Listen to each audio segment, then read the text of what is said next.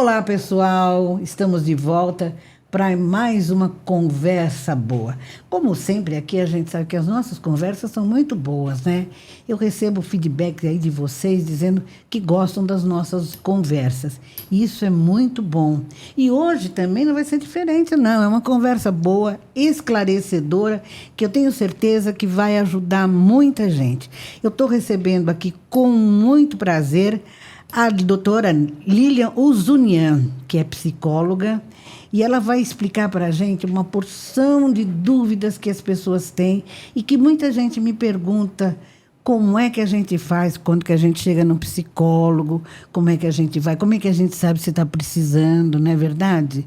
Quantas vezes você aí já falou, será que eu preciso de terapia? Será que eu sou doidinho? Porque antigamente achava que quem precisava de psicólogo era doidinho, mas não é não, né? O Caetano Veloso falou uma vez que de perto ninguém é normal. E eu vou perguntar aqui para a doutora Lilian. Lilian, é verdade? De perto ninguém é normal? Em primeiro lugar, deixa eu agradecer a você pela presença, por sua vinda aqui, a sua disponibilidade de bater esse papo aqui com a gente, que eu sei que vai ser uma conversa muito boa. Prazer é meu, viu, Luísa? Muito prazer mesmo de estar aqui com você, né? Pelo convite. E normal, né? Quem que é normal? O que é normalidade, né? Precisa primeiro descobrir o que é o normal. O que é o normal? Pois é um parâmetro que a gente vai ter que traçar aí, com que referência, não é mesmo? Então, é isso que você disse mesmo. Quem que vai procurar o psicólogo? Quem não é normal? Quem é normal? O que é normal, não é? Porque, na verdade, Lilian, o que a gente percebe é que muitas vezes as pessoas têm medo de se conhecer, né? Uma terapia é realmente um momento de autoconhecimento, é isso, não é? Sim, sem dúvida. E quando que a gente sabe que precisa de um psicólogo, de um terapeuta? As pessoas procuram psicólogo por motivos diversos, Sei. né? Então, o ideal seria quando surgirem as primeiras mudanças de comportamento na pessoa. Isso seria o ideal, né? Mas geralmente não é assim que acontece. As pessoas vão procurar lá na frente, depois é que as coisas estão mais complicadas, não é? Mas o ideal seria, assim que mudarem o comportamento, já buscar um psicólogo para ajudar. Mas quem percebe essa mudança? É a pessoa que precisa ou, às vezes, é a família, o entorno? Muitas vezes a família, né, percebe, no caso de crianças, por exemplo, adolescentes, né? Mas a própria pessoa também percebe que... Mas ela não reconhece Ela isso. não reconhece, às vezes ela acha que é o outro que precisa e não ela, não é mesmo?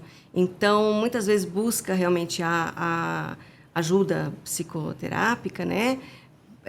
Para desabafar, para falar de uma outra pessoa. E, na verdade, o problema está sempre com ela. Né? Existe uma idade, assim, por exemplo, tem uma idade melhor para você procurar uma terapia?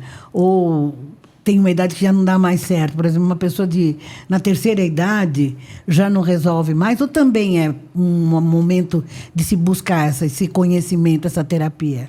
Olha, Luísa, a terapia é para todas as idades. Desde a criança, assim, eu já tive paciente de 2 anos de idade. Ah, é? Aos 2 anos, o que... Desculpa interromper, mas o seu... Comportamentos, assim, o que sabe? Que a mãe percebe com 2 anos? Hiperatividade, muitas vezes irritabilidade, né? A criança, assim, que ela é mais irritadiça, né? Com qualquer coisa... Não socializa com as outras crianças. Mesmo que a criança ainda não se comunique, não fale, ela já tem assim. Já é o momento de buscar uma terapia. É o momento de buscar terapia, sim. É mesmo, que interessante. Para poder fazer um diagnóstico completo, um diagnóstico correto já nessa idade, né? Que pode ser um espectro autismo, pode ser um transtorno de déficit de atenção. E aí ela vai buscar um tratamento correto também. Correto. Que interessante. E a terceira idade, sem dúvida. Né? Eu tenho pacientes com mais de 75 anos, que são, às vezes, até mais resistentes, né? Porque a mudança... Mas é importante também, muito importante. Tem especialistas em terceira idade. No caso da terceira idade, eu já sou uma pessoa assim, jovem há mais tempo, né? Porque na terceira idade, eu não gosto de terceira idade, viu, gente? Acho que é a melhor idade, né? É que ter jovem há mais tempo, né? Faz muito tempo que eu sou jovem e vou continuar sendo. Mas eu acredito que a gente está sempre se conhecendo, né? E na terceira idade, pelo menos com as pessoas que eu vejo, que eu convivo, existe uma resistência maior, porque você vai ter que se deparar com algumas questões que são inevitáveis nessa fase da vida, né? Como a questão da finitude da vida, não é? E é um tema bem interessante, né, para se abordar numa terapia, a finitude, porque, afinal, todos somos. Né? Então, é um tema super importante para a pessoa se reconhecer como parte, né, do mundo. Né? A única certeza que a gente tem na vida é a morte, não é? Exato. Né? E você falou que tem pacientes com mais de 75 anos. Quais são os pacientes que são mais difíceis de tratar? Os mais jovens ou os mais velhos?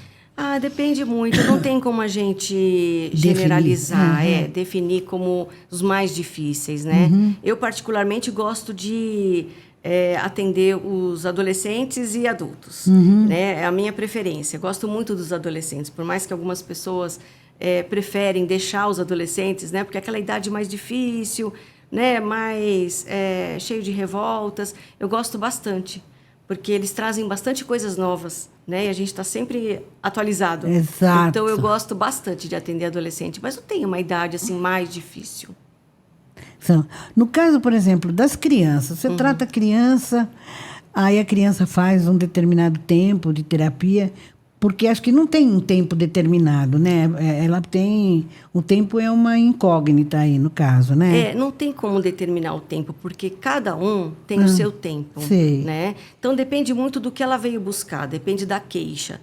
Então, se é uma pessoa que veio buscar terapia por causa de um isolamento social, por causa de uma tristeza, porque não está mais né, se dando bem com a rotina do dia a dia, com algum luto, com alguma questão do trabalho, por exemplo, com alguma questão familiar, de amigos ou relacionamento. Então, depende muito da queixa. Então, cada um tem o seu tempo. Não tem um tempo certo assim, para cada, ou ansiedade ou depressão, para cada transtorno ou não transtorno, cada um tem o seu tempo. Mas, isso, no caso da criança, ela faz a terapia durante um tempo, melhora, fica ótima. Aí, ela leva inconscientemente aquele conhecimento que ela adquiriu, aquela reforma que ela fez dentro da cabecinha, né? Ela leva para o resto da vida, ou lá na frente ela pode voltar a precisar de terapia? Ela pode voltar a precisar de terapia, sim, mas muito do que ela aprende, ela leva para a vida toda. Com ela, e com a ajuda principalmente dos pais, da família, né, de um modo geral. Isso é muito importante, né? Quando os pais eles estão também engajados na terapia, porque quando a gente trabalha com criança, a gente trabalha com a família toda. A gente trabalha com os pais, muitas vezes com os avós, com tios, com pessoas ao redor, a escola mesmo. Né? Hoje a gente percebe, eu tenho uma neta de 8 anos que faz terapia já, né? Que eu acho importantíssimo para que ela se conheça, para que ela melhore no seu relacionamento, na sua vida e se prepare para o futuro mesmo, né? E eu vejo que hoje as crianças são realmente acho que a maior clientela dos psicólogos, é isso? Não tem um dado assim de maior engajamento com crianças ou adultos. Porque muita criança eu vejo fazendo terapia, né? Ainda bem que isso acontece, ainda bem, porque serão adultos saudáveis. Sim. Esse é o objetivo de toda a psicoterapia, é formar um adulto saudável, né? E a gente, sim, faz todas essas orientações com os pais, isso é muito importante. Quando eles estão engajados e aceitam a psicoterapia e a mudança também precisa partir da parte deles, né? Isso é muito importante que isso aconteça. Isso é muito bom, porque durante muito tempo havia uma certa resistência, né? Eu sou do tempo que quando você pensava em procurar um psicólogo, as pessoas torciam o nariz, falavam, nossa, será que ficou doidinha, né? Mas eu acho que da década de 80 para cá, eu acho que a coisa foi se transformando, né? Hoje você acha que já é mais fácil ou ainda há muita gente que resiste à terapia? Hoje já é mais fácil, Sim. né? Existe realmente essa resistência das pessoas. Eu comecei a estudar na década de 80. Sim. E a psicologia era muito recente ainda, né? Aqui no Brasil, ela começou a surgir na década de 60, né? O Conselho Regional na década de 70. E eu estudei na década de 80. E a gente via exatamente isso. Então, era muito novo ainda. Se falava muito recentemente de psicoterapia. As pessoas, elas não entendiam muito bem as abordagens. Eram muito restritas. Hoje, a gente tem uma gama muito grande de abordagens. Do em lado terapia. do psicólogo, você acha que mudou também a maneira de tratar o paciente? Com certeza. É? Sim. Mudou bastante, porque quando a gente fala em psicoterapia, as pessoas lembram muito da psicanálise. Sim. Né? O pessoal deitadinho no divã. Freud, aquela coisa, a culpa sempre é mãe. Bem isso, né? E com as mudanças de abordagem, né? A gente tem muitas abordagens. Eu mesma sou especialista em terapia cognitivo-comportamental. Aonde a gente trabalha na pessoa, seja criança, seja adolescente, seja adulto ou idoso, os pensamentos, as emoções e os comportamentos, né? E aí, junto com essa abordagem, eu trabalho terapia dos esquemas, que ela é mais profunda, ela trabalha mais a questão dos afetos, trabalha muito a questão das emoções. A gente fala muito das emoções com a Sim. terapia dos esquemas. Ah, que bacana. Sabe? Então, assim, a gente vem mudando bastante essa abordagem mesmo. As pessoas não são mais tão engessadas, principalmente os profissionais tão engessados, né, em relação a isso. Há uma abertura maior, né, no trato dúvida. com o paciente, né, no cliente, o paciente, o né? paciente. A gente chama de paciente porque a gente chama de relação terapêutica, né? Relação profissional, né? Que é o terapeuta ou psicólogo e o paciente. É aquela pessoa que veio buscando uma ajuda. Uma ajuda, né? E as pessoas confundem muito, acham que psicólogo está lá para dar conselhos. Para ficar ouvindo para só, ouvir, não, é uma não é. conversa, não é. É um trabalho mesmo psicoterápico. O psicólogo ele vai mostrar para o paciente como ele funciona. Então, existem técnicas, existem teorias para isso, né? Você falou que a sua especialidade é terapia cognitiva comportamental. Qual que é a diferença dessa especialidade para outros tipos de terapia? A abordagem que a gente sempre ouve, a psicanálise, ela trabalha muito o inconsciente, né? Ela trabalha basicamente isso, a interpretação de sonhos, muitas vezes aquilo que a pessoa fala, a fala é muito importante, né? Na abordagem psicanalítica. Em outras abordagens, é centrado o paciente. Na terapia cognitivo-comportamental, ela é basicamente aquilo que ele funciona, né? O pensamento, o sentimento e o comportamento. Então, as pessoas elas são diferentes nesse funcionamento. Então, se, por exemplo, uma pessoa ela veio com uma queixa de que ela não consegue socializar, ela vem com um pensamento sobre aquela socialização. O que ela acha que vai acontecer se ela tomar uma iniciativa de conversar com uma pessoa? Como ela interpreta uma situação como essa, né? Essa interpretação que a gente vai estar fazendo um trabalho em cima disso, em cima do que ela está imaginando que vai acontecer. Geralmente é o pior cenário possível. Ah, é?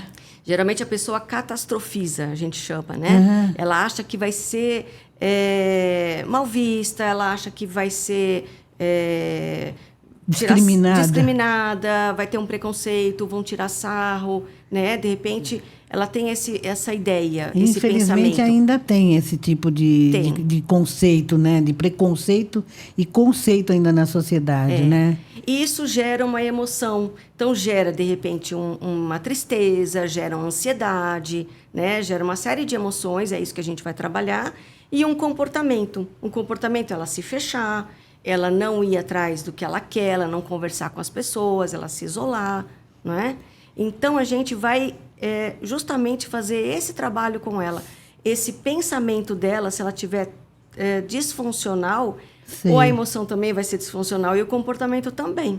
Ah. Essa é a diferença das E abordagens. aí, com a terapia cognitiva, né, a pessoa vai transformando essa visão, esse comportamento que ela tem. A gente vai mudando a forma dela pensar. Porque o cognitivo... O cognitivo é o pensamento. Ela... Então, a mudança é no pensamento. Então, a gente vai mostrar para ela se esse pensamento ele é favorável a esse comportamento dela ou não. E ela vai vendo que se o objetivo dela é fazer amizades e ela não consegue, vamos mudar alguma coisa, né? Vamos mudar esse pensamento dela. De repente, ela vai achar que esse pensamento é verdadeiro, mas quando vai ver, não é verdadeiro ou é pouco verdadeiro, né? E trabalhar também em cima desse comportamento dela. Interessante, você está falando do pensamento, e eu estou pensando, né? Na verdade, a gente é guiado pelos pensamentos, né? O pensamento meio que conduz, é o fio condutor da nossa vida, né? Mas, de repente, há pensamentos que passam a ser dominantes. Você passa a ser refém de um modo de pensar que, às vezes, pode ser complicado e fazer você ter sérios problemas na sua vida.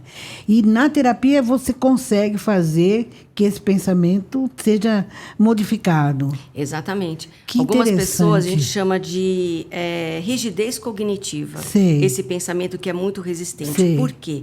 Porque esse pensamento, ele não é um pensamento que surge do nada. Ele vem com a sua educação, com a sua formação, né, com a sua experiência de vida.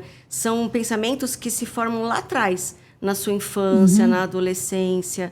Então, são crenças que a pessoa vai moldando, e ela acredita piamente naquilo. Então, é muito difícil. Quando a pessoa tem uma rigidez cognitiva, Sim. é muito difícil a gente mudar assim. Mas ela vai vendo que se ela seguir esse caminho, ela não vai conseguir o que ela quer. Essa rigidez cognitiva que você está falando, ela pode ser, vamos dizer, consequência de um comportamento familiar, quer dizer, de uma influência que vem de gerações. Passam, por exemplo, o medo, né? Sem dúvida. A gente vem... Hoje, a nossa sociedade, nossa cultura está mudando, mas nós todos somos... Ninguém é originariamente daqui da nossa terra, né? Eu tenho descendentes originários da terra. Graças a Deus, eu tenho descendência indígena também. Mas tenho descendência portuguesa. E a gente sabe que os portugueses, os europeus de um modo geral, eles tinham medo de muitas coisas, viveram guerras, e esses pensamentos de medo foram passando de geração em geração. E esses pensamentos podem hoje determinar uma linha de conduta, por exemplo? Sem dúvida nenhuma. É uma questão que eu sempre falo para os pacientes, né? Não começou com você. É um tema que a gente sempre aborda. A gente carrega, A gente né? carrega. A gente carrega Dos a nossos ancestralidade pais, dos com a nossos gente. avós, dos nossos bisavós. São 3 gerações que a gente carrega com a gente, sabe? E sem a gente saber. Que interessante, muitas vezes né? a gente fala assim, eu não vou fazer isso porque pode acontecer aquilo. E aí você não sabe nem por Não que você tome falou leite aquilo. com manga porque pode morrer. Era muito comum Era você falar muito isso, comum, né? Era muito E era um comum. pensamento assim do medo, quer dizer, você não experimenta uma coisa nova que pode ser muito boa porque você lá atrás foi incutido em você aquele medo que aquilo pode se transformar numa tragédia, né? E isso é uma crença. Essa é a crença e que fica cristalizada no paciente, na pessoa, e ela não consegue E ele vai sair formando disso. uma vida dentro daquela limitação. Exatamente. Que coisa interessante. Por isso que é muito importante fazer terapia. As Olha, pessoas eu acho- imaginam, né, que de repente só faz terapia quem tem algum transtorno de personalidade ou algum transtorno de humor, né, como depressão, bipolaridade, por exemplo. ou então um problema específico, mas quando você vai cutucar, quando você vai cavocar, você vai ver tantas coisas assim que, nossa, isso aqui quem falava era minha mãe, era meu pai, era meu avô, minha avó, era uma tia, né? E eu estou repetindo, e nós repetimos mesmo. A gente vai repetindo falas, comportamentos também, né? Mas talvez Sim. hoje mais modernizado, mas tem a ver com ancestralidade. Tem tudo a ver. Que e aí a terapia serve para isso, porque a gente pode quebrar esse ciclo. Deixa eu te perguntar uma coisa. A gente vive num mundo dominado pela ansiedade, né? O Brasil é considerado, se não o país mais ansioso do mundo, um dos 4 países mais ansiosos do mundo. É isso mesmo. Essa ansiedade também ela é ancestral. Eu vou falando em ancestralidade, mas ela é uma coisa que a gente carrega ou ela também ela é formada pela situação de momento atual da vida que se vive? Olha, a ansiedade em si, se a gente for levar ao pé da letra, na verdade a ansiedade ela não tem o seu ponto ruim. Todos somos ansiosos, a ansiedade faz parte da vida do ser humano, né? O transtorno de ansiedade, sim, é uma patologia, né? E ele tem a ver com o momento atual. Ele tem a ver... Tem a ver com o momento que se vive. Com o que se vive, com o momento de imediatismo, aquela coisa assim de tudo é muito rápido, tudo é muito... as coisas são muito... Os pensamentos são muito acelerados, porque tudo é muito rápido, as coisas acontecem de forma muito rápida, as informações são muito rápidas, né? Antigamente não tinha isso. Antigamente, para chegar uma informação de um outro país, levava muitas horas ou muitos dias. Hoje chega em um segundo, fração de segundos. E isso gera, além da ansiedade, gera a intolerância e esse imediatismo, essa necessidade, a impaciência também. Sem dúvida, a intolerância, a impaciência, porque às vezes a gente hoje usa o celular como forma de recurso, né? E muitas vezes demora 3 segundos, 4 segundos e você já fica impaciente. 4 segundos. Você fala, nossa, tem alguma coisa errada. Tá demorando, não é? 4 segundos. Porque a gente quer aquela, né, rapidez imediata. E a gente então, vive na dependência desse bichinho aqui, né? É uma dependência. Tá tudo aí, né, Luísa? Tá tudo aí. Uma dependência total, né? Isso, vamos dizer, eu já vi outro dia eu vi uma cena maluca no restaurante, né? Se percebia que era uma família reunida e todos, acho que eram umas 5 ou 6 pessoas, todos com o celular. Ninguém conversava, né?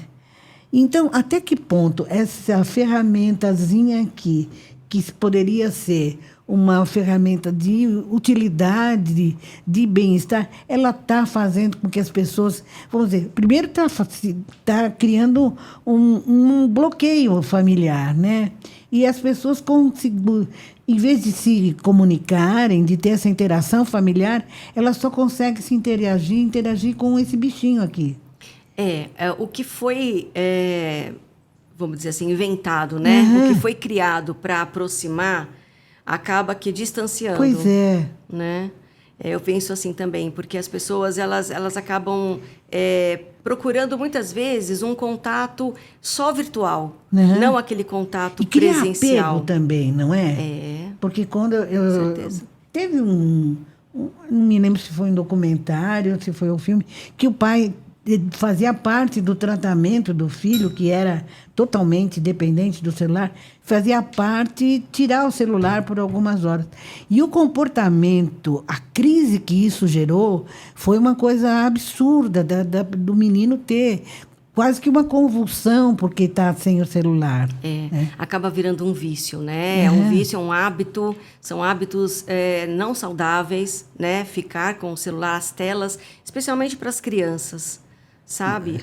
Os hábitos de realmente ficar direto, né? Durante muitas horas nas telas. Porque é o futuro, é o presente, o futuro? Sem dúvida nenhuma. A gente não pode discutir isso. Mas ficar muito tempo e também isso ser ao invés de ter o contato pessoal, o contato só através de telas, isso só vem a prejudicar, E isso né? também é um motivo de levar a uma terapia?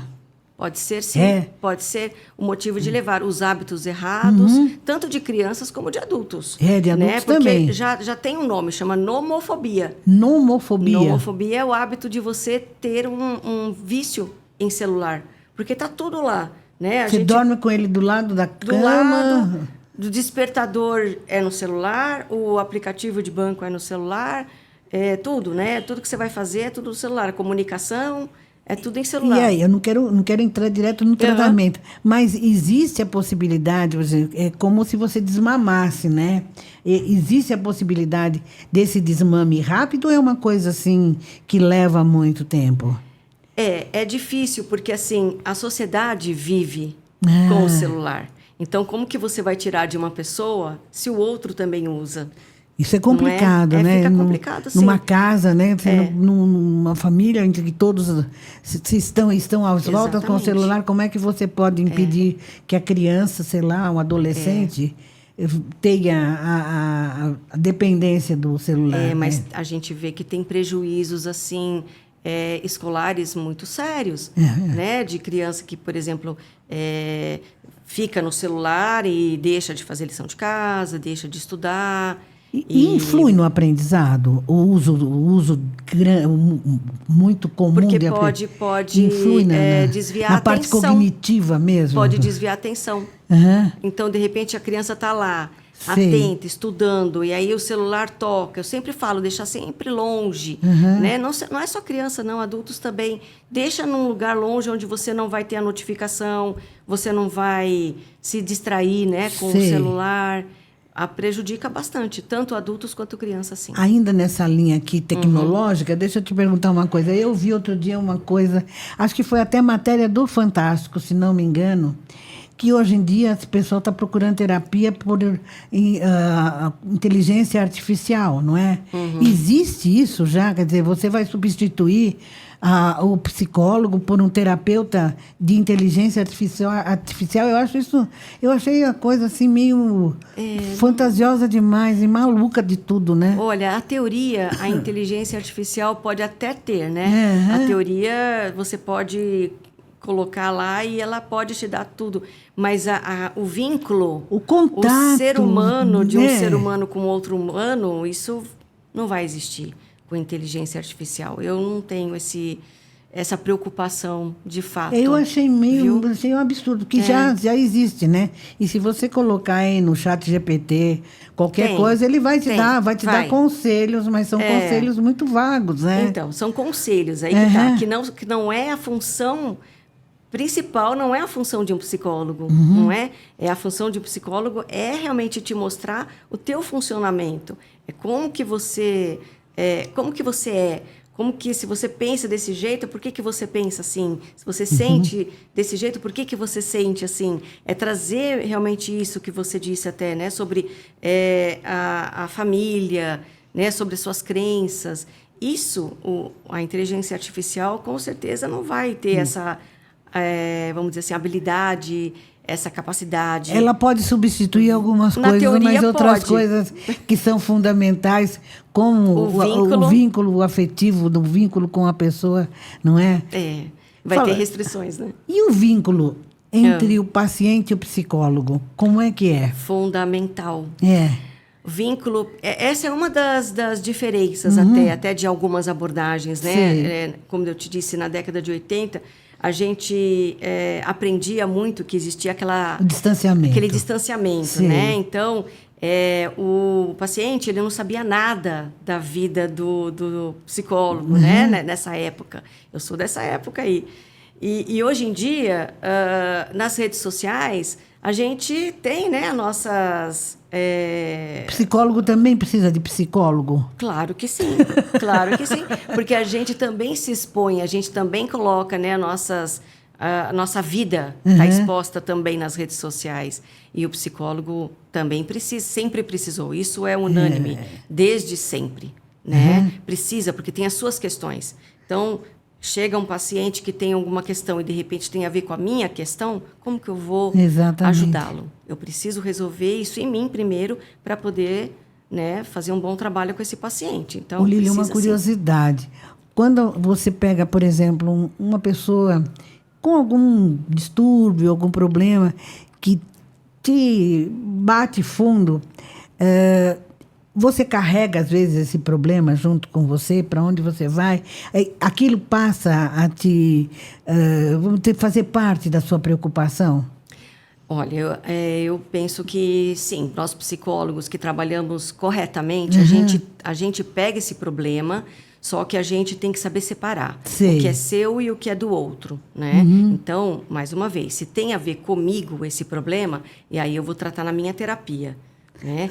Se é alguma coisa que não tem a ver com a minha vida pessoal, mas é um transtorno, alguma coisa assim muito séria, eu vou tratar na minha supervisão, porque nós temos supervisão também. Sim. Nós fazemos supervisão, além de terapia. Terapia a gente trata a questão pessoal, né? Nossas questões. E a supervisão é como se fosse, né, um estudo de caso para a gente resolver questões específicas, né? E temas específicos. Então, a gente leva para a nossa supervisão. Então, a gente não carrega com a gente durante a vida, né? Aquilo não passa a ser nosso. Sei. A gente tem que saber separar. Mas que mexe com a gente, porque somos humanos, e essa é a Claro. grande diferença da inteligência artificial. Exatamente. Mexe com a gente, mas a gente tem que saber separar, né? Porque senão, porque tem casos e casos, né? Chega a frustrar, às vezes, algum tratamento que às vezes não consegue o objetivo desejado? Ah, sim, a gente fica frustrado com algumas situações que, eu não consegui, eu queria que fosse mais rápido, mas aí tem a ver com a nossa ansiedade. Né? Então, Aqui é isso que eu também. também tenho que tratar na minha terapia, né? sim. A minha ansiedade está gritando que quer que seja rápido, mas como cada um tem o seu tempo, né? Eu não posso antecipar, eu não posso achar que vai ser rápido também. Então, eu tenho que trabalhar essa minha frustração, sim. Lá no comecinho você lembrou do Freud, né? Falou assim sobre a psicanálise. E há muito tempo atrás a gente falava assim, os psicanalistas principalmente colocavam a mãe como grande responsável da panaceia, né? Da loucura da humanidade. A mãe tem culpa de tudo isso? Bom, eu como não A sou culpa é da mãe? psicanalista... Então, na terapia dos esquemas, o que a gente trabalha, né? Cada pessoa, todos nós nascemos e temos necessidades emocionais que precisam ser atendidas, né? Tanto na infância quanto na adolescência. Quando elas não são atendidas, essas necessidades emocionais pelos pais ou pelos cuidadores, aí eu coloco pais, tá? Pai, mãe ou cuidadores.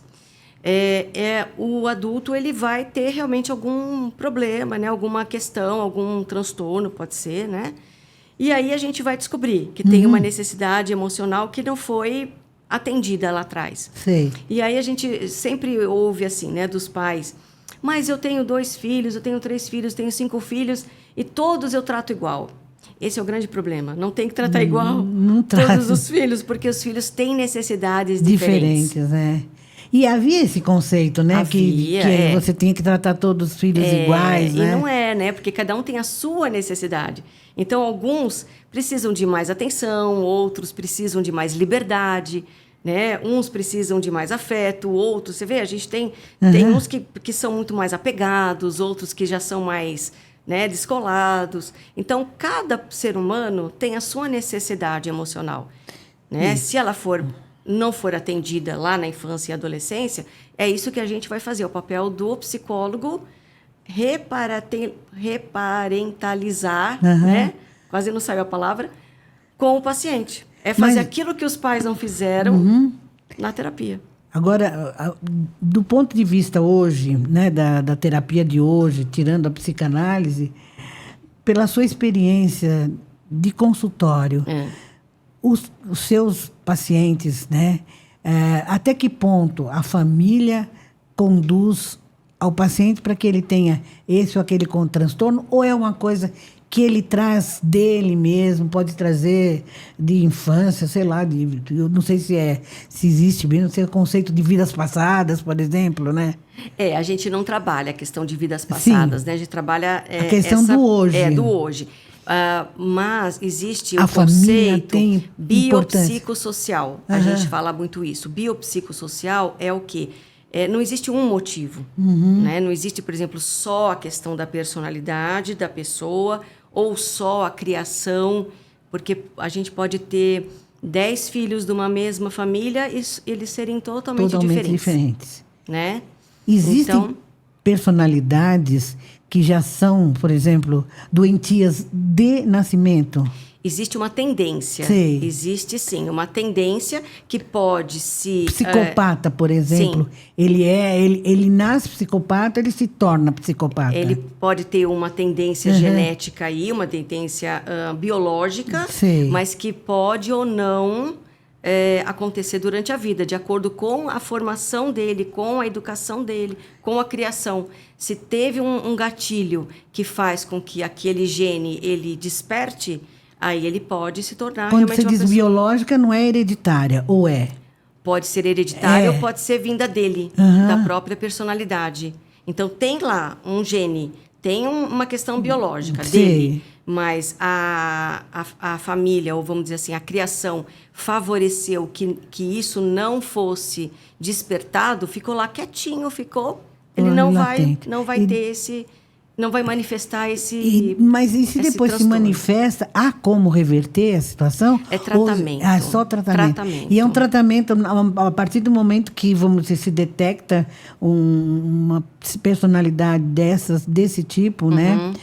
É tratamento para toda a vida? É tratamento para a vida. É. Medicamentoso, inclusive. Tem tratamentos que têm que ser medicamentosos e tem tratamentos que não precisam necessariamente, né, da medicação.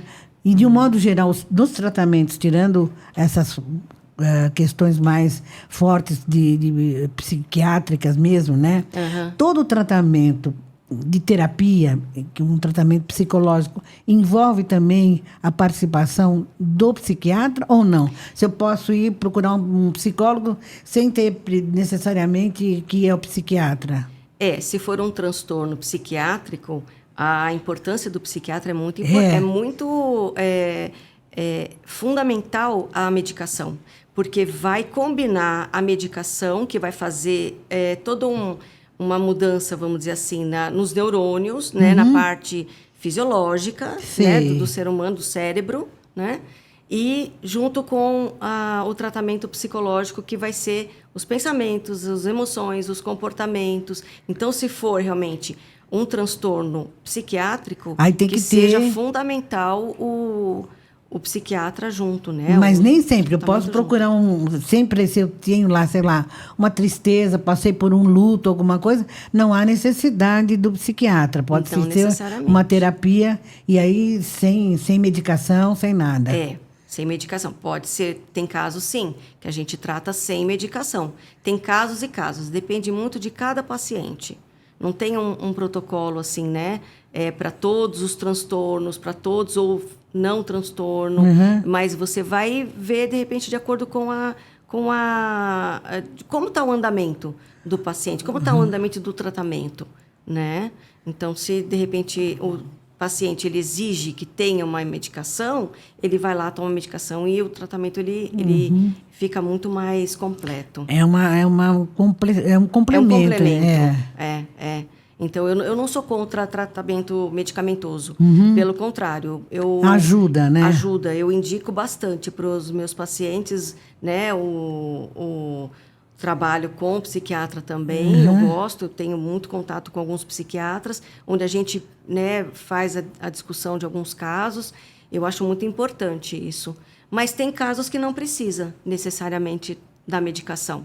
Então, não tem como a gente detalhar, né? Olha, esses precisam, esses não precisam. Depende de cada caso. Ô, Lilian, hoje, na sua experiência de psicóloga, qual é vamos dizer, o distúrbio? Eu não sei se a gente podia chamar transtorno. A gente chama de transtorno, Qual é o transtorno mais comum que se apresenta nos nossos tempos agora? Transtorno de ansiedade, sem dúvida. Transtorno de depressão também, tá lá. Tá bem vinculado. A depressão e a ansiedade, elas podem caminhar juntas ou cada uma tem uma maneira de se apresentar? Tem uma maneira de se apresentar, mas tem pacientes que têm os dois Pode transtornos. ter as duas coisas? Sim. Ser deprimido Pode ter e ansioso? o transtorno misto, que a gente chama, que é o transtorno de ansiedade e transtorno depressivo também. E aí, por isso que entra a medicação. Aí entra a medicação. Aí, no Pra caso, como é que poder foi? Porque você tem o ansiolítico, né? Que é para... E o antidepressivo, ele tem que tomar umas duas... E aí, o psiquiatra, ele vai Nossa. justamente fazer esse manejo, né? Sei. Com a dosagem. E aí, de acordo com a pessoa, vai estar fazendo realmente esse tratamento para poder... Tem pessoas que têm os dois, sim. E o bipolar? O que é uma pessoa bipolar? A bipolaridade é um transtorno de humor. Né? O transtorno de humor, ele tem a bipolaridade, o transtorno de depressão também é chamado transtorno de humor, né? E ele é bem complexo. Ele é bem complexo. Ele tem uma carga genética lá bem a gente percebe que existe, né? Que pode se manifestar mais facilmente, né? Por causa de algum gatilho na infância já, ou algum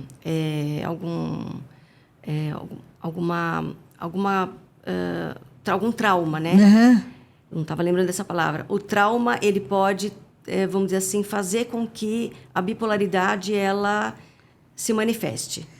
Mas há uma diferença entre mudança de humor e bipolaridade, né? Sim. Ou com que frequência? Porque, de repente, um dia você está Não. triste, um dia você está alegre, Sim. uma hora você acha uma coisa e fica irritado. Como é que, se você sabe que você, por exemplo, tem esse transtorno de bipolaridade? Todos nós temos essa instabilidade de humor no dia a dia. Né? Ora você está feliz, ora você está triste, de acordo com aquilo, com uma notícia que você recebe, né? Você fica bem. Existe um parâmetro, né? Sei. A bipolaridade, a gente chama, são dois polos extremos, por isso chama bipolaridade, né? O extremo lá em cima, que é da euforia, da agitação. Quer dizer, não é simplesmente estou alegre, não. É muito mais que isso. É um extremo, é uma coisa bem, realmente grave, né? É uma euforia exagerada. Sei. É uma mania, a gente chama. Inclusive, no tempo em que eu estudava, nem chamava bipolaridade, né? Chamava psicose maníaco-depressiva. Eu já ouvi falar, mas eu não sabia que tinha a ver com a bipolaridade. Hoje a bipolaridade tem esse nome, mas antigamente chamava psicose, porque é uma psicose, né? Maníaco, porque não tem a ver com mania das pessoas. A pessoa tem mania de fazer isso, não tem a ver com isso. Tem a ver com a euforia, mas é de um modo muito exagerado. A pessoa que gasta muito exageradamente a ponto de comprometer o seu cartão de crédito, a pessoa que fala demais nesse momento de mania que ela está, né? E aí baixa também no extremo da depressão. Então, é entre o extremo da mania, da euforia, e o extremo da depressão. Não está naquela Aí ela fica, naquela regularidade. Mas é uma mudança radical. E essa mudança vamos dizer, no mesmo dia? Não. Ou acontece, pode ter uma fase? São fases. A sei. bipolaridade acontece com fases. Tá. Geralmente 2 semanas, 3 semanas. Não é de um momento para o outro. Tá alegre ou triste, não. A pessoa começa a ter sinais. Sei. Ela percebe sinais que ela já está mudando de fase, né? Quando ela já percebe que ela já está mais quieta, ela já está mais isolada, ela já não quer mais contato com ninguém, ela não quer ouvir barulho, ela não quer, então ela já está entrando nessa fase da depressão, que é bem complicada e essa exige muita, né? A bipolaridade exige realmente o uso de remédio, de medicação, o uso contínuo de medicação e terapia também contínua, né? E muitas vezes a aproximação da família. A gente traz a família precisa também participar para o tratamento ser eficaz. Precisa. Muitas vezes o cônjuge, os pais ou filhos, a gente traz para poder ter um engajamento também. Eu me interessei por esse caso. No caso da bipolaridade, já é um sintoma que apresenta algum sinal na infância, por exemplo, ou não? Pode ou ele apresentar, vem mais tardio? sim. Pode apresentar e às vezes a pessoa não percebe. Né? Esse isolamento mais né, com tanta facilidade, ou então aquela pessoa muito agitada, não é hiperativa, tá? É diferente da hiperatividade. Mas aquela pessoa assim que ela fala bastante, ou ela se expressa muito, ou ela, né, quer sempre estar na posição assim, né, de liderança, e de repente ela muda. Depois de algumas fases ela muda. Poxa, mas ela estava desse jeito. E agora depois não. de alguns dias ela mudou. Então ela apresenta sinais, sim, na infância. Na infância já, já né? apresenta, sim. Eu acho que é uma dica importante, porque são coisas que têm que ser observadas. Às vezes os pais não percebem, vai perceber isso, a professora vai perceber, né? Exatamente. E muitas vezes um trauma, alguma questão assim mais séria, mais grave que acontece, isso pode se manifestar. E hoje, esse transtorno de bipolaridade é mais comum? Se apresenta com facilidade ou são casos raros? São casos, assim, a gente vê com facilidade no consultório, mas assim, são casos e casos, né? Não é com tanta facilidade, com tanta... como a gente vê, por exemplo, o transtorno de ansiedade, o transtorno de depressão. Que esses são mais comuns. São muito comuns. São bem comuns. Também, nessa loucura de vida. O dia a dia. Você tocou, quando você estava falando aí da bipolaridade, você tocou num assunto do que me interessa, porque na compulsão por compras, né? Eu me especializei como jornalista em direito do consumidor, em defesa do consumidor, já até escrevi um livro sobre o assunto. E um dos problemas graves é a compulsão, é o consumidor compulsivo, né? Mas não é só no consumo que você observa-se a compulsão. Como é que se trata uma compulsão? Ou por compras, ou por jogo, ou por algum tipo de vício, por alguma coisa. Ou alimentar. Alimentar, isso é muito comum também. Eu tenho no consultório também pacientes que têm compulsão. E a gente trabalha muito a questão justamente dos pensamentos. É o pensamento, né? É o que domina aí realmente. O pensamento domina tudo. O pensamento ele pode provocar um problema numa pessoa, como pode ser a cura de uma pessoa. O pensamento ele é fator principal, principalmente na minha abordagem. Então a gente trabalha muito isso. Por que você foi comprar, né? O que você estava pensando? O que você gostaria de atingir comprando aquilo ou jogando, né? O jogo também é o vício, né? Os hábitos, sim, né? Também são a alimentação, questões, né? Come sem parar, sem perceber que está comendo tanto assim. Então a gente trabalha muito esses pensamentos, trabalha muito a emoção. Que emoção, né? Principalmente na questão da compulsão por alimentação, né? Que emoção você está comendo? Você está comendo a comida, porque às vezes no dia a dia as pessoas comem tão rapidamente que ela não percebe que ela está comendo e de repente daqui a pouco ela está comendo de novo e ela não percebe o que ela está comendo. Então a gente fala muito do estado presente, do estado da atenção plena. A atenção plena é o que você está fazendo naquele momento. Né? Então, eu dou muitos exercícios de atenção plena que a gente chama de mindfulness. Mindfulness é, né, como se fosse uma meditação. A meditação que antigamente as pessoas falavam mais que era voltado para uma religião, tudo, mas não. Eu acho que a meditação... Os médicos até indicam muita meditação, porque faz você ficar no seu aqui e agora. Né? Então, olha para o seu prato, vê o que você está comendo, come devagar. Presta atenção em cada garfada, né? Engole, presta atenção. Será que você está comendo também a tristeza, a ansiedade, o medo? Olha que interessante, né? Então, a gente vai trabalhar emoção. E aí, com isso, a gente trabalha os comportamentos. Mas é um trabalho, assim, de formiguinha. E o outro, o inverso, que é a bulimia? Que é uma... A pessoa come anorexia, né? Bulimia, todas essas... Anorexia nervosa. Tem também, tudo a ver com esses comportamentos distorcidos. O pensamento. Porque é a distorção da imagem, né? A pessoa que tem anorexia nervosa, ela tem uma distorção de imagem. Ela se vê como uma pessoa gorda, vamos dizer assim, né? Mas ela não é. E ela não percebe que ela não é. Ela não não consegue se enxergar. Mesmo olhando no espelho, ela não consegue se enxergar do jeito que é. Ela se enxerga obesa. Que ela loucura, se enxerga não é? cheinha. Ela não se enxerga magra. Mas aí, e é tudo dominado pelo pensamento mesmo. Pelo pensamento. São distorções cognitivas que a gente chama. São distorções, são erros de pensamentos. Achei fantástico essa Erros coisa. de pensamentos. A gente vai trabalhar esses erros. E quando você, por exemplo, vamos supor que a pessoa faça uma meditação, né? E você, na meditação, eu faço, mas eu aprendi que meditação é não pensar em nada, né? Meditação é você deixar. Quando os pensamentos, quando a pessoa inicia um trabalho de meditação, que os pensamentos vêm, como é que você faz? Existe alguma técnica para você não deixar que um pensamento determinado passou e você se fixa nele, né? Isso. A gente fala muito disso, né? Inclusive, nas primeiras técnicas de meditação, de mindfulness, né? Tem sempre, a gente fala de meditação guiada, tem sempre uma voz falando, olha, os pensamentos vão vir, eles vão chegar, mas do mesmo jeito que eles vêm, você pede para eles irem embora, porque agora você está lá no seu aqui e agora. Você não está pensando nisso agora. Agora não é hora de pensar nisso. Agora é hora de você parar, ficar quieta, mas se vier, fala um oi, fala um tchau e deixa ele embora. Eles vão. Eles vão embora.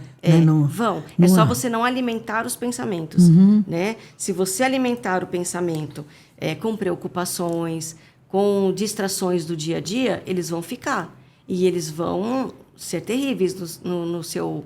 Né? A preocupação, por exemplo, o que é uma preocupação? A preocupação é um pensamento que você está ruminando. Você fica pensando naquilo o tempo todo, se preocupa tanto, e que você... Existem até técnicas que chama hora da preocupação. Ah, é? Como é que é isso? É uma técnica que eu uso bastante para os pacientes, onde ele determina 15 minutos por dia... Para ficar preocupado? Para ficar preocupado. De verdade. Isso é muito e funciona. Bom. Mas é cientificamente comprovado isso. É mesmo? É uma prática de TCC. Ele escolhe 15 minutos do dia dele para se preocupar? Para se preocupar. Então, ele vai lá e coloca lá o alarme de 15 minutos e se preocupa. Pensa nas preocupações todas dele, faz anotações, porque a gente trabalha muito com registros, com anotações. A escrita é muito importante na terapia cognitivo-comportamental. Aí você anota, estou preocupado com isso. Estou preocupado com aquilo. E você tira da sua cabeça, das suas ideias e coloca no papel. Já é uma isso, boa quando você técnica. já coloca no papel, você já elimina aquela possibilidade de ficar se preocupando com aquilo. Exatamente. E quando vier, durante o dia, uma outra preocupação, você fala, não, vou deixar para a hora da preocupação. Ai, que bom! Na hora da preocupação, boa. Eu me preocupo. Meu sabe? Deus, eu não conhecia essa técnica não, viu? Achei Depois muito... eu te mando um artigo sobre essa hora da preocupação. Essa hora da preocupação, achei fantástico. E funciona, viu? É uma boa Mesma coisa para insônia. A insônia também. Quem tem esse problema de insônia, porque a pessoa acorda, estou preocupado com o que vai acontecer amanhã. Então, a pessoa acorda, sai da cama, pega o papel, pega a caneta e anota. Ela tira daqui das ideias e coloca num lugar longe dela. Então fica ali, ela não tem que ficar... Pronto, agora não preciso me preocupar. Já está longe, amanhã eu me preocupo. Que bom! Olha, Lília, que ideia maravilhosa. Gente, isso não é muito bom? Eu vou fazer a hora da preocupação todo dia. Faça, vai funcionar. funcionar. É uma dica muito boa para quem está nos vendo agora, não é? Isso funciona. Cientificamente comprovado. Olha só. Lília, que coisa boa. A gente trabalha muito, a TCC trabalha muito com evidências. Né? Então, essa foi um foco assim, que me fez gostar muito da TCC. Né? Depois que eu saí de alguns anos trabalhando na organização, trabalhei muitos anos em recursos humanos, e o que fez eu mergulhar realmente em terapia para a clínica foi a TCC, foi a terapia cognitivo-comportamental. Ela despertou em mim assim uma curiosidade muito grande. E tem essa questão de você lidar com o pensamento e estudar e fazer com que o pensamento deixe de ser, vamos dizer, esse bicho-papão, né? E ele possa ser um aliado, ter um pensamento bom na hora necessária, né? E não esse vilão que leva as pessoas a adoecerem, não é? Crise de pânico, mesma coisa. A gente fala muito em ansiedade, mas na crise de pânico também. O pensamento é o que leva. Geralmente as pessoas falam assim, do nada. Eu tive do nada. né? Nunca é do nada. Sempre por alguma razão. Pensou em Teve alguma algum coisa. pensamento. Aí esse pensamento pode Sei. ser uma imagem, pode ser uma lembrança, pode ser um sonho. Que às vezes a pessoa acorda também, nossa, eu acordei mal, eu acordei de um jeito, pode ter Sei. sido um sonho e ela não se lembra. Então pode ser uma imagem, pode ser um pensamento, pode ser uma lembrança, pode ser alguma coisa que alguém falou. Então ela interpreta de um jeito geralmente ruim, negativo. E aí isso gera uma emoção ruim, desconfortável, né? A gente nunca chama de emoção negativa, porque todas as emoções têm a sua função, Sim, elas são necessárias. são necessárias. Mas dá um desconforto e aí, de repente, você se comporta de um jeito X, Y ou Z. Porque o pânico antes era chamado de síndrome do pânico e agora é transtorno do pânico. As síndromes são sintomas. Sintomas diferentes, vários sintomas. Do pânico. São sintomas que a gente chama de sintomas físicos, por exemplo. Coração acelerado, né? Taquicardia, sudorese, vamos dizer assim, tremor, dor de cabeça, né? Dor de barriga. Então, tudo isso são sintomas fisiológicos.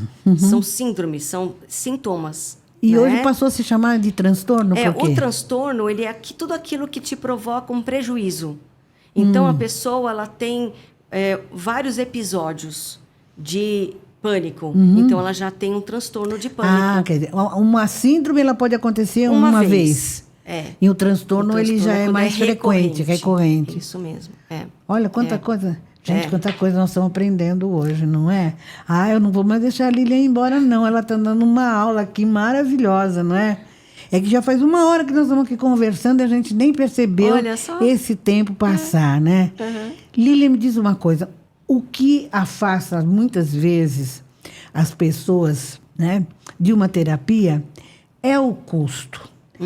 O custo-benefício de uma terapia tem que ser levado em conta quando você vai buscar esse tratamento? Sem dúvida, porque o custo de não fazer uma terapia é muito maior, né? Porque não prejudica só você, né? A pessoa que precisa Porque as pessoas ficam imaginando que elas vão passar anos fazendo terapia e isso pode comprometer financeiramente o orçamento, né?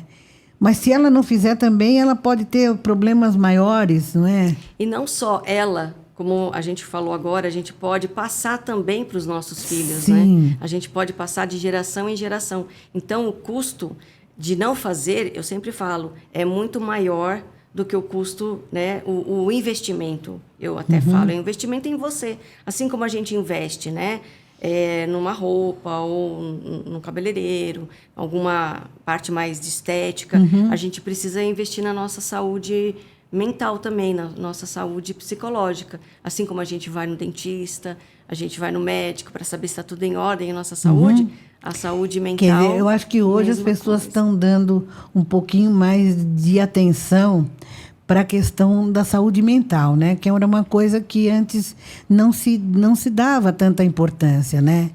Você acredita que a partir do momento que todas as pessoas começarem a ver que não é só de perto que ninguém é normal, mas de longe, das vezes também, as pessoas podem buscar esse caminho para ter uma transformação de vida, uma transformação de sociedade, de planeta, né, digamos assim, porque tudo envolve, né, está tudo ligado, né?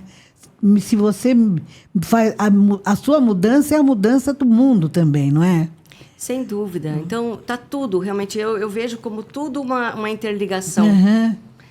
Eu acho que é muito importante. Eu acho que as pessoas realmente já mudaram essa ideia. Antes pensavam mesmo, só quem né? Só quem tem um transtorno vai para o psicólogo, só quem realmente falava muito isso, né? Eu não sou louco para ir para o psicólogo, né? E você precisa se conhecer. O autoconhecimento é muito importante. Né? O psicólogo ele tem várias vertentes aí. Então, vai no psicólogo quem quer... Todo mundo tem problema, né? Então, vai no psicólogo quem quer resolver o problema. Né? Quem não quer resolver, então, não vai no psicólogo. Lilian, que aula, viu? Que maravilha ter você aqui com a gente. Foi um prazer muito grande. Nós já estamos há 1 hora aqui conversando. Eu que agradeço. E eu agradeço muito a sua disponibilidade, de ter esse carinho que você teve de vir aqui conversar com a gente. E eu que quero agradecer. Quero dizer que a gente vai voltar a conversar, se Deus quiser, né? Vamos conversar, às vezes, algum assunto. E se você aí tiver alguma dúvida, alguma coisa que você precise de um esclarecimento, manda aqui para nós. Você tem Instagram? Você tem rede social? É o meu nome mesmo, Lilian Uzunian. Lilian.Uzunian eu ia falar, mas acho que é Lilian Uzunian. No Instagram? No Instagram, então, você pode até... Entra lá, vê ali o Instagram da Lilian. Se você tiver alguma dúvida, manda lá também uma pergunta, alguma questão. E olha, eu comecei falando do Caetano Veloso e eu vou terminar com Mahatma Gandhi. O Gandhi dizia assim: seja você a mudança que você quer no mundo. Não é?